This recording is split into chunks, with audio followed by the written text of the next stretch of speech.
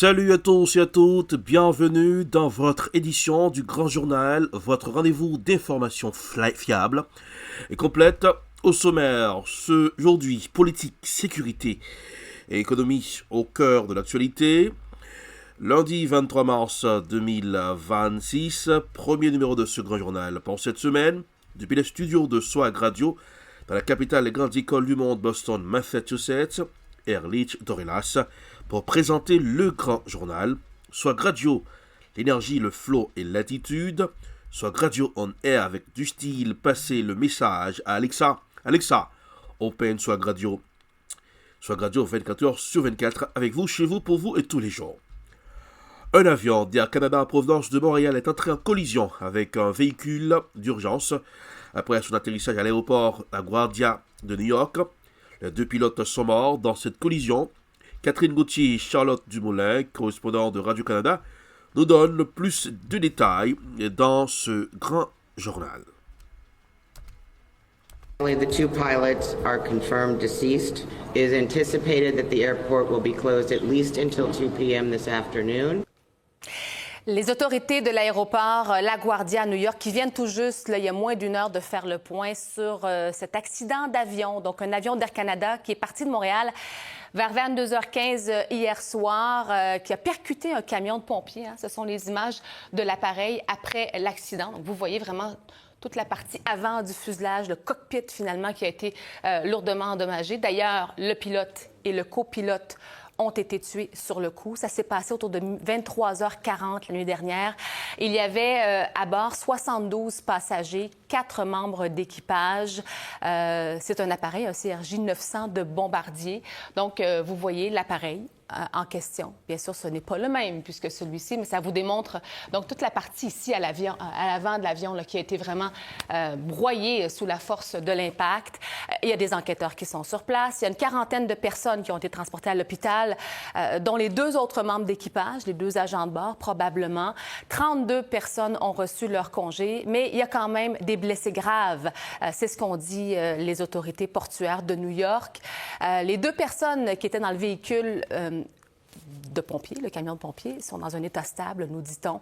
Et c'est la FAA, c'est l'Agence fédérale de l'aviation, qui mène l'enquête et qui annonce déjà que l'aéroport sera fermé au moins jusqu'à 14 heures. Donc, évidemment que ça aura des conséquences, entre autres, sur les vols qui vont partir de Montréal à Montréal-Trudeau. On va aller joindre Charlotte tout de suite, qui est sur place. Charlotte, donc l'avion d'Air Canada impliqué dans l'accident partait de Montréal hier, un peu après 22 heures. La fermeture de l'aéroport LaGuardia perturbe ce matin les vols. Oui, parce qu'il faut savoir, Catherine, la liaison Montréal-New York, c'est une liaison fort achalandée. Il y a beaucoup de gens qui prennent ces vols pour aller jusqu'à New York, notamment des gens d'affaires, des touristes également. Alors, c'est très connu par ici, donc on peut comprendre que ça peut frapper, bouleverser donc les gens ici. Et surtout, ça va venir changer l'itinéraire pour certains qui voulaient justement aller à New York, parce que vous allez voir ici, il y a plusieurs vols annulés, donc une dizaine seulement ce matin. Regardez, entre autres, des vols d'Air Canada, mais aussi des vols de Delta.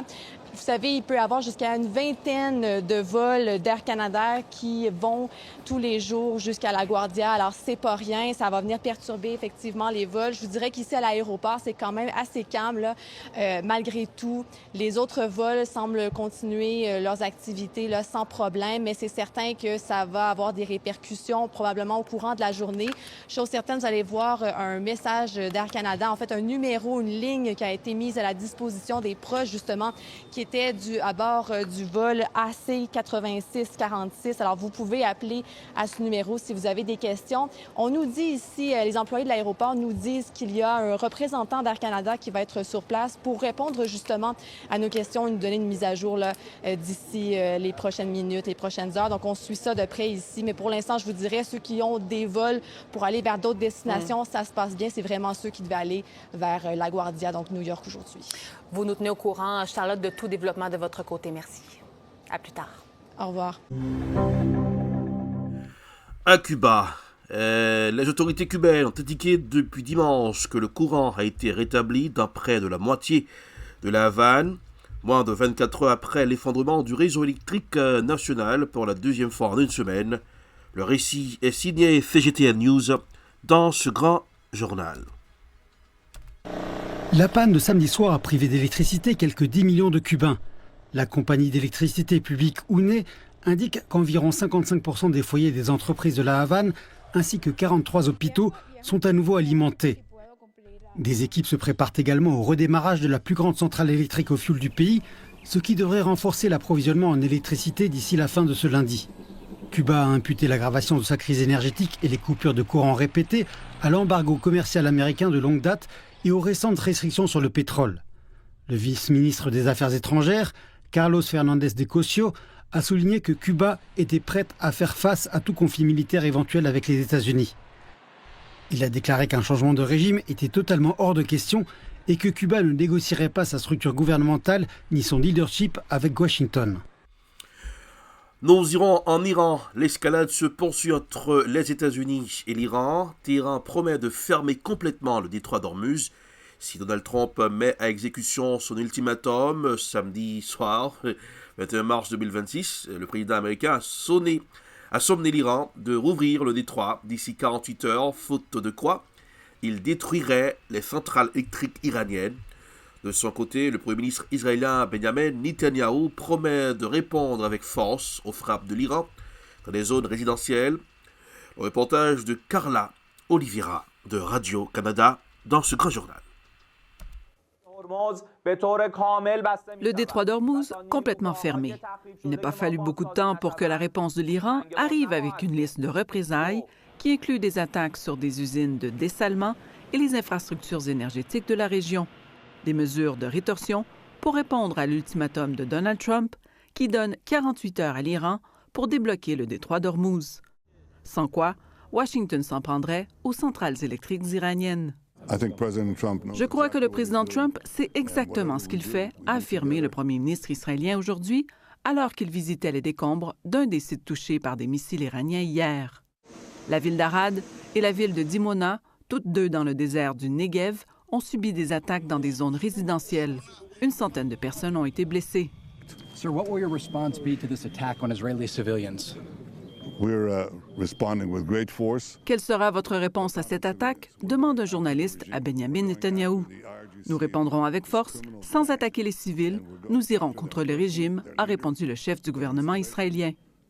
Pendant ce temps, l'armée israélienne continue ses opérations à la frontière avec le Liban et sur le territoire libanais.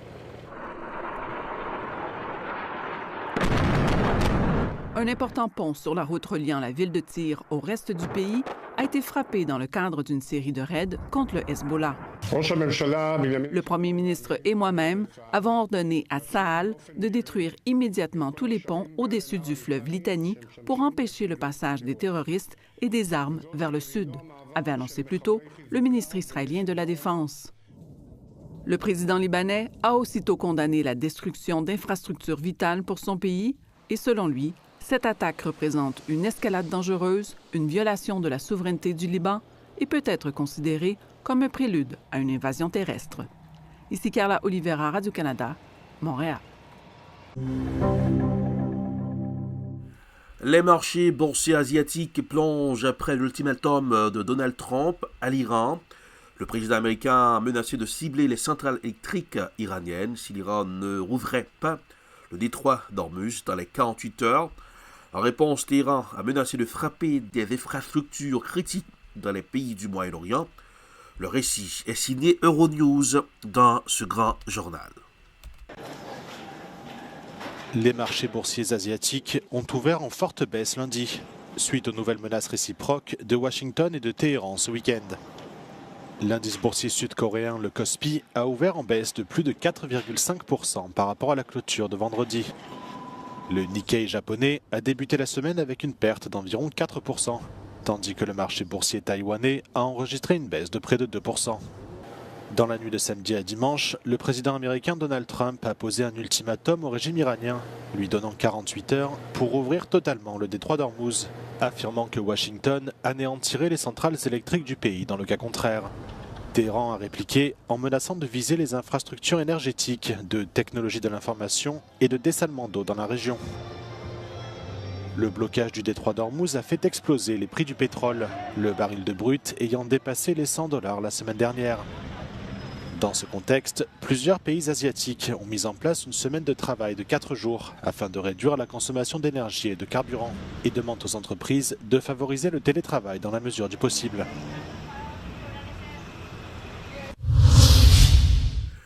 Zoom sur la guerre en Iran. L'Iran réplique à Israël pourquoi le dôme de fer n'a pas tout arrêté.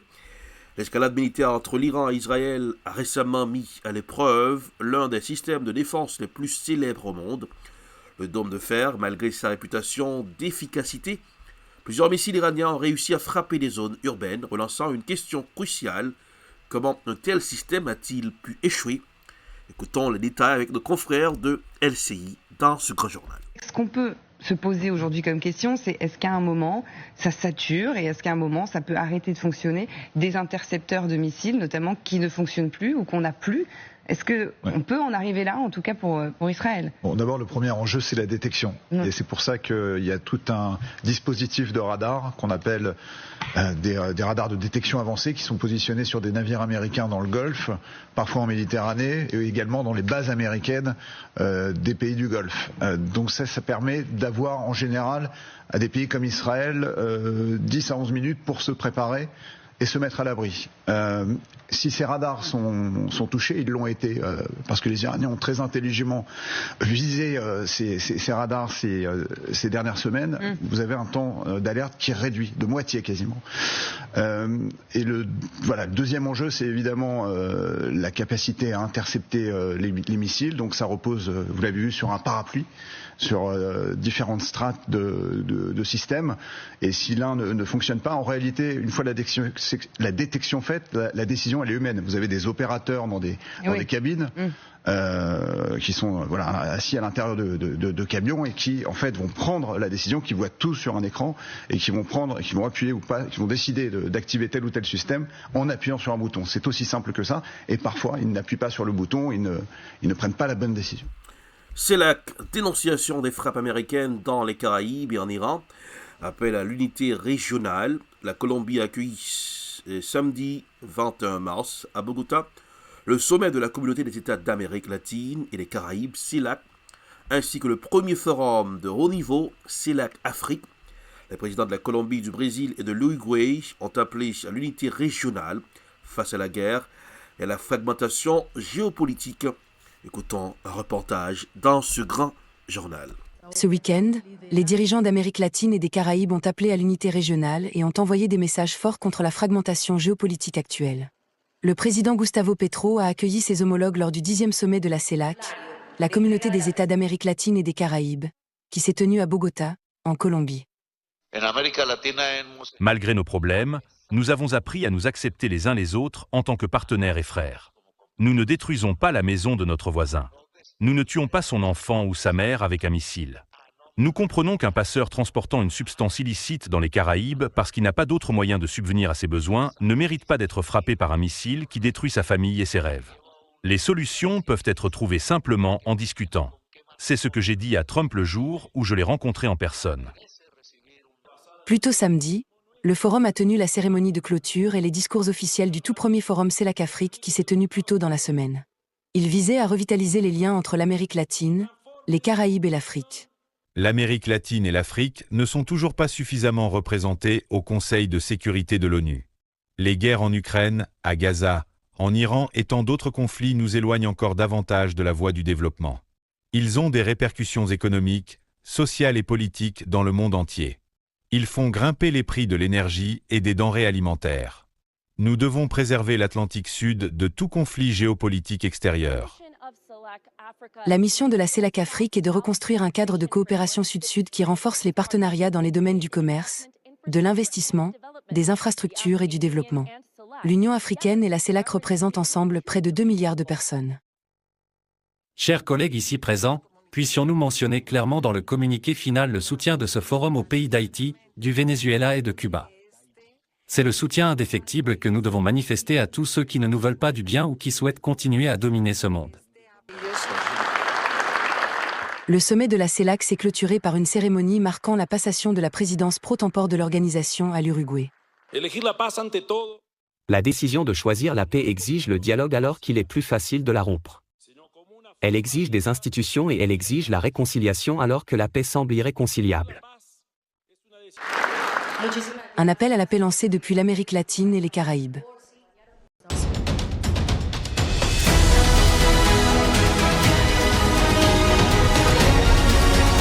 De retour pour la suite de ce grand journal sur Swag Radio, l'énergie, le flow, l'attitude, Alexa Open, Swag Radio. Écoutez Swag Radio 24h sur 24. Pour rester bien informé, les infos à la vitesse de la lumière, infos sans cassure, sans bavure. C'est l'affaire de P-News, info qui vous apporte, info qui domine le monde, les infos à la vitesse de son. C'est l'affaire de P-News. Sur WhatsApp et sur Facebook, votre référence en matière d'infos. Brothers Café Créole, la cuisine haïtienne est sans limite, des mets délicieux. Ah là là, Brothers Café Créole, delicioso. En 299 Main Street Everett, chiffrez le 617 294 1425, la cuisine haïtienne est sans limite à Brothers Café Créole. Guerre en Iran, les pénuries multiplient en Asie, on observe 3 grandes conséquences. L'inflation des hydrocarbures, l'impact sur les industries qui ont des productions énergivores, un ralentissement économique global. Écoutons les détails sur BFM TV dans ce grand journal. Les conséquences de la crise qui sont particulièrement palpables en Asie du Sud-Est, où on vous retrouve à Bangkok. Suzanne Zeller, correspondante BFM Business, entre l'inflation en hausse, l'activité au ralenti et les mesures d'urgence, tous les pays de la région subissent clairement le contre-coup de la guerre. Oui, alors bien sûr, la première conséquence, c'est évidemment l'inflation énergétique. Donc, les prix des hydrocarbures montent en flèche avec une hausse très marquée, notamment au Laos ou encore des alertes à Singapour. Ici, en Thaïlande, une war room tourne 24 heures sur 24 pour gérer la crise pour l'opérateur public d'électricité. Alors la seconde conséquence, c'est pour les industriels ayant des productions énergivores. Ils voient leurs coûts exploser et donc des chaînes de production menacées, notamment le secteur du textile au Vietnam. Alors, la troisième conséquence, c'est un ralentissement économique. Pour expliquer, on a une combinaison inflation, coût de production et tension d'approvisionnement qui perturbe toute la croissance de la région. Et en plus à cela, on a un effet qui s'ajoute, c'est un effet aggravant avec la Chine qui limite de plus en plus ses exportations de carburant et donc qui amplifie une pénurie pour ses pays voisins, notamment les Philippines. Alors tout ce qu'on peut voir avec cette crise, c'est qu'il y a une fragilité structurelle de la région. Donc on a des économies certes très dynamiques, mais en revanche très dépendantes des énergies importées et donc très exposées aux chocs géopolitiques. Suzanne Zeller depuis Bangkok pour BFM Business. Les conséquences. Nous irons dans la partie sud du Liban. Israël détruit des ponts stratégiques sur le fleuve Litani. Le sud du Liban est une nouvelle fois plongé dans la tourmente, selon plusieurs sources locales et sécuritaires. L'armée israélienne a mené une série de frappes ciblées et abouti à la destruction de plusieurs ponts clés enjambant le fleuve Litani, une artère vitale pour la circulation et la logistique dans la région. Le récit est signé RT dans ce grand journal. D'ici à Beyrouth, la journée a été plus ou moins calme, mais les tensions restent vives au sud du Liban. C'est là où se poursuivent les combats les plus acharnés. L'armée israélienne fait face à une résistance féroce de la part du Hezbollah, près de la localité Kriyam, dans la partie est du sud du pays. En fait, ce qui aide, entre autres, les hommes du Hezbollah, c'est le relief. Kriyam est situé sur une hauteur, tout comme l'autre localité stratégique, Taïbé. Les combats s'y poursuivent depuis déjà plusieurs jours. L'autre point chaud, c'est la ville côtière de Nakoura, qui se trouve à 2 ou 3 kilomètres de la frontière israélienne. Le Tsahal, lui, entreprend une manœuvre stratégique. Le Premier ministre Benjamin Netanyahou et moi avons ordonné à Tsahal de détruire immédiatement tous les ponts au-dessus du fleuve Litani, utilisés à des fins terroristes dans le but d'empêcher le passage des terroristes du Hezbollah et leurs armes vers le sud, ainsi que d'accélérer la démolition des maisons libanaises dans les villages frontaliers en vue de neutraliser les menaces pesant sur les localités israéliennes. Cette décision a déjà été exécutée. Les ponts ont été explosés près de la localité Tyr dans le sud du Liban. Le président du pays n'a pas tardé à réagir. Ces attaques constituent une grave escalade et une violation flagrante de la souveraineté du Liban, ainsi qu'un prélude à une invasion terrestre au sujet de laquelle le Liban a mis en garde par la voie diplomatique. Ces actions reflètent une grave tendance à la destruction systématique des infrastructures, des installations civiles et des zones résidentielles dans les villages libanais, ce qui constitue une politique de punition collective contre les civils. De son côté, ces derniers jours, le Hezbollah attaque régulièrement les villes et les villages du nord d'Israël. L'un des exemples, hier soir, une ville de Maalot a été frappée. Les destructions sont massives, pas de victimes.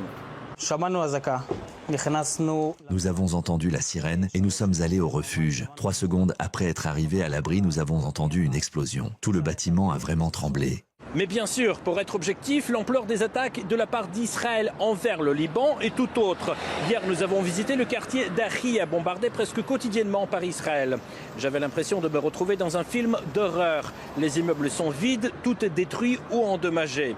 La majeure partie des habitants a fui leur logement, tout comme beaucoup de ceux qui vivaient au sud du Liban. Pour rappel, le nombre de déplacés a déjà franchi la barre d'1 million. Mais certains, quand même, choisissent de rester. Comme Nargis Bilal Salman, elle est infirmière à l'hôpital de Rayak. La guerre, ou plutôt les guerres, ont profondément marqué sa vie. Lors du premier conflit, elle a dû faire un choix déchirant.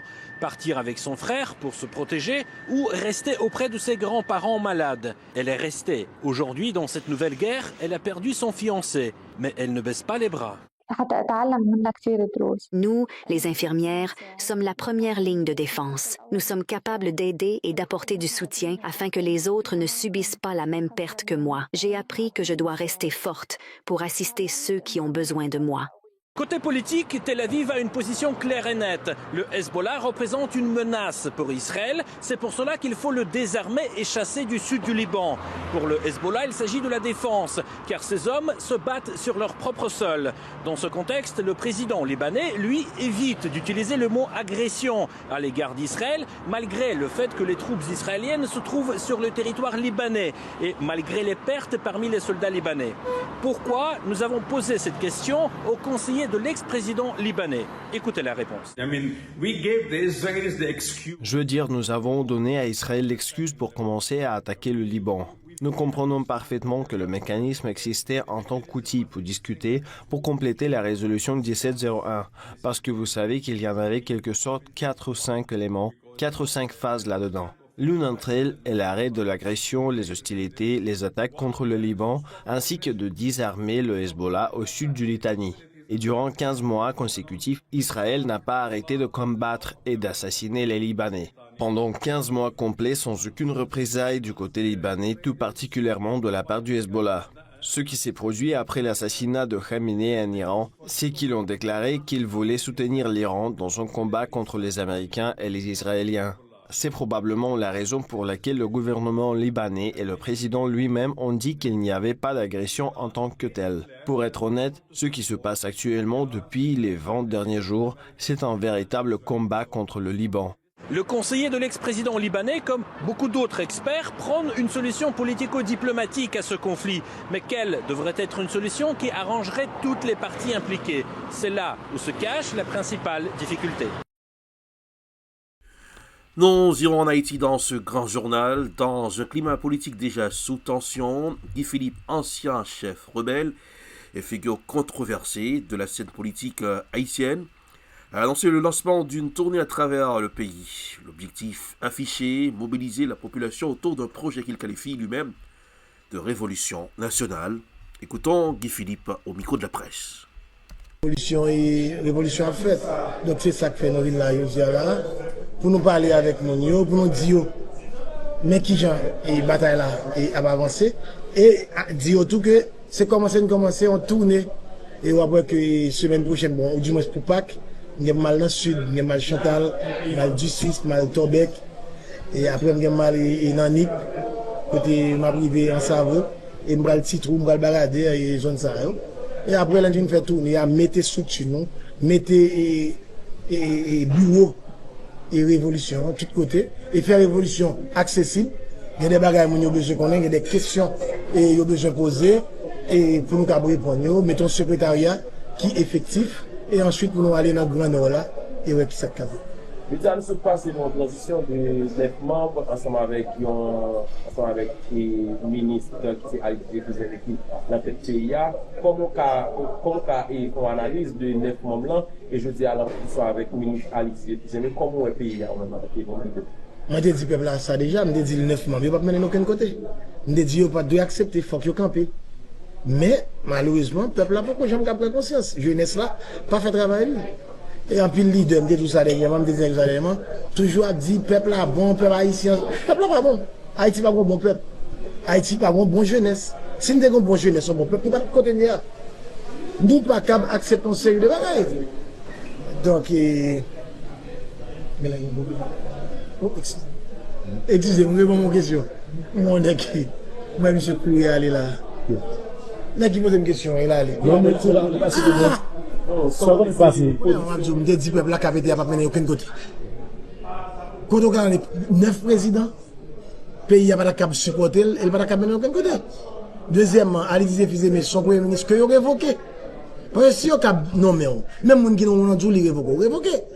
Et ça nous gagne aujourd'hui, c'est que c'est l'étranger, c'est l'ambassade américaine qui dit, monsieur pas révoqué. Et de fait, monsieur pas révoqué. Et c'est monsieur Cap Jodia qui a signé un contrat pour 50 ans et Cap mettait Haïti à genoux. Quand on comprend, nous pas même un an pour voir dans le monde. Nous irons au Mali. Le Mali libère des djihadistes pour faciliter l'accès au carburant. Bamako a signé un accord avec le groupe de soutien à l'islam et aux musulmans pour mettre fin aux attaques de convois de carburant. Le récit est signé Africa News dans ce grand journal. Au Mali, les autorités ont procédé à la libération d'une centaine de djihadistes présumés du groupe de soutien à l'islam et aux musulmans. En échange, le mouvement affilié à Al-Qaïda, connu sous son acronyme de Jenin, s'engage à ouvrir un couloir permettant le passage de convois de carburant. Depuis septembre 2025, en effet, le groupe djihadiste bloque l'acheminement des carburants vers Bamako en attaquant les convois de camions-citernes, provoquant une crise dans la capitale malienne. L'accord entre les autorités de Bamako et les djihadistes restera en vigueur jusqu'à la célébration de la fête musulmane de la Tabaski en mai. Outre des membres supposés du Jenin, des jeunes Peuls ont aussi été libérés par Bamako.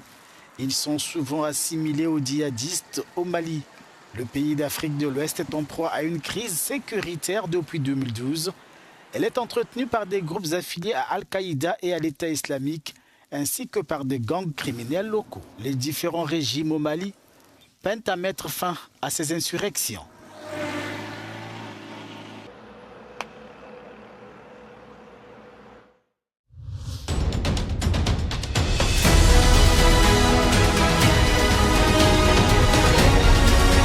C'est la fin de ce grand journal pour ce lundi 23 mars 2026. Avant de partir en couleur du temps pour ce aujourd'hui, une journée très froide et humide avec de la pluie et des averses de neige. Les températures oscilleront entre 32 degrés Fahrenheit et 39 degrés Fahrenheit avec un ressenti inférieur en raison de vent atteignant 15 à 20 km par heure et un ciel couvert toute la journée. Ciel couvert, forte probabilité de neige et température proche de 35 degrés, 36 degrés Fahrenheit dans la matinée. L'après-midi, temps couvert avec des faibles chutes de neige. Température maximale atteignant environ 39 degrés Fahrenheit. Soirée averse de neige, possible le mercure redescend vers 34 et 35 degrés Fahrenheit. Le vent donnera une impression de froid plus intense autour de 30 degrés Fahrenheit. Risque élevé de précipitations avec des accumulations légères. Pour aujourd'hui, il est recommandé de porter des vêtements chauds et imperméables ainsi que des chaussures résistant à l'eau. C'est la fin de ce grand journal. Merci de l'avoir suivi pour présenter le grand journal sur Swag Radio Erlich Dorelas. Depuis les studios de Swag, dans la capitale des grandes écoles du monde, Swag Radio on Air. Avec du style, Alexa Open Swag Radio. Info sans cassure et sans bavure, P-News, info à la vitesse du son et la vitesse de la lumière. Eh bien, P-News, votre référence en matière d'infos sur WhatsApp et sur Facebook. Brothers Café Créole, allez manger là-bas. 299 Main Street, Everett, chiffré le 6 et 17 294 14 25. La bonne cuisine haïtienne est sans limite à Blondeuse Café Créole. Les mets succulents, Blondeuse Café Créole. Joyeux lundi. N'oubliez pas de garder le sourire, car le sourire, ça rajeunit le visage. Au revoir. À demain, mardi. Et bye bye tout le monde.